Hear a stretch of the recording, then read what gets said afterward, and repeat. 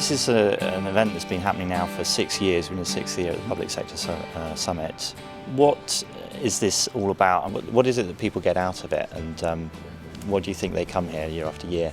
I think it's all about creating an environment for senior politicians where they can share best practices, understand the impact that ICT can have, and build relationships with some of their peers which they would not have the opportunity to meet. Today there's no real platform anywhere for politicians or CIOs in the government to sit down and share best practices. There's no press, there's nobody here to criticize, there's nobody recording what they're doing. It's just basically discussions that take place between Cisco and the guests that are here, or among the guests, where they can figure out, where am I? Am I on track? Am I moving faster than somebody else? What do I need to do to catch up? And I think what's very interesting is the fact that they meet and build relationships here with their peers.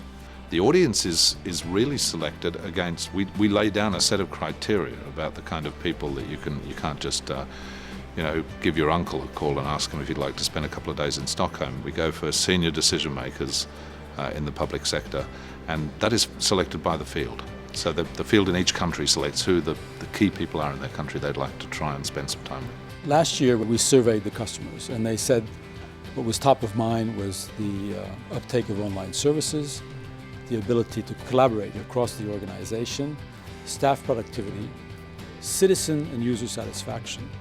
But also what they all talked about was the ability to innovate.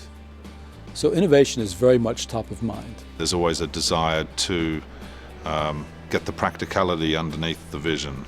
How do you break down the steps and take them quickly? How do you change cultures so that they can become more collaborative? There's always a lot of concern around privacy and security, and how do they deal with these technologies in a way that will look after citizens' privacy, and how greater collaboration can be used by public sector organisations to co-produce with their citizens the solutions to some of the really intractable public problems. I think what we're going to find this year is that people are really in the thick of it. They're actually implementing their learning, and they're going to be exchanging much more the practice of how they work in this environment than in some previous years where they saw that as a thing that was coming. The other real big shift over the last year politically has been the way global warming and sustainability has moved up the political agenda in virtually every country that we deal with. With the nomination of Al Gore for the Peace Prize, Nobel Peace Prize, has created a tremendous traction in this area.